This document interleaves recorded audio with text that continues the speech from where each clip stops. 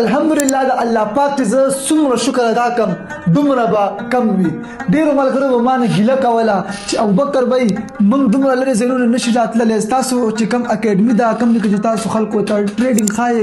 الحمدلله د الله پاک ته زه څومره شکر ادا کوم دومره به کم وي. ډېرو ملګرو به ما نه ګیله کوله چې ابوبکر بھائی موږ دومره لرې ځایونو نشي راتللی، ستاسو چې کوم اکیډمي ده کوم چې تاسو خلکو ته ټریډینګ ښایي، ستاسو آنلاین سیټ اپ. دا ویډیو تاسو وکتل دی کې ابوبکر بھائی چې کوم دی هغه لګیا او خو تاسو هم زما ویډیو وکتل، تاسو د خولې سینکینګ چې کوم دی ماوث سینکینګ بیخي دې څه وکړه ابوبکر بھائی چې لګي. دا ویډیو ما و شیر کړو مخکې، دا کمپلیټلی اے آی باندې ما راخړی د زما پټو چې کوم دی دا کمپلیټلی اے آی دی، دا زونه هم لګیا او تاسو هغه واسي دی هغه ته ما په دې باندې امپلیمنٹ کو تاسو ویډیو سره ما لګولې چې پوه شي خلک چې ګوره دوانو سیر ته وګورئ. د دې مین شی دا د ابوبکر پټو هم راغسې شم، ویډیو هم راغسې شم.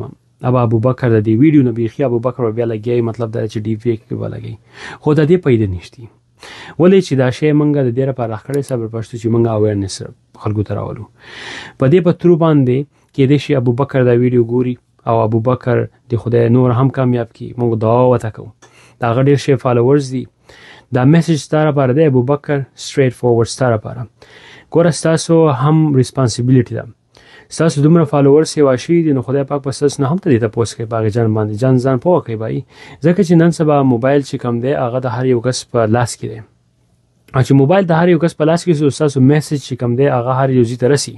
که تاسو غلطه خبره کوئ دا غي ته پوسټ پرنم کیږي، او که تاسو صحیح خبره کوئ دا غي ته پوسټ پرنم کیږي په خبرونه. نو ګوره د ډی فیک په اړه کې تاسو هم د خلکو ته اویرنس پیدا کړئ، ځکه چې نن سبا دا شی د حد نه سیوا کیږي او موږ پښتانه یو. زمونږ ته زنانو پټوان، زمونږ ته زنانو ویډیوګان چې کم دی هغه بیا بربند خلکو ته ورخیږي او هغه باندې بیا خلک مزاح کوي، دا کور والا چې کم دی هغه ته هم نقصان رسی، زمونږ په ننګ باندې هم داخ کیږي او هغه باندې ډېر دې شي کیږي چې کې دې شي څوک په کیمړه هم شي.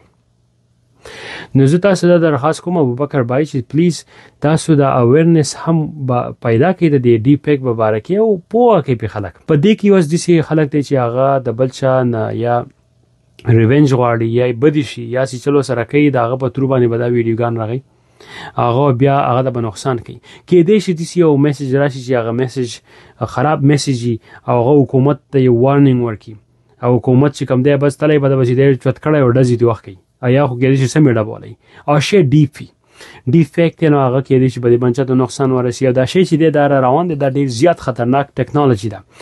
د دې لپاره زه تاسو ریچ اوټ کوم ابوبکر بھائی چې پلیز د دې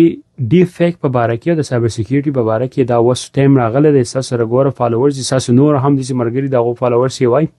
هغه ته هم وایي یار دا شی مخکې شیر کې د ډی فیک په اړه کې،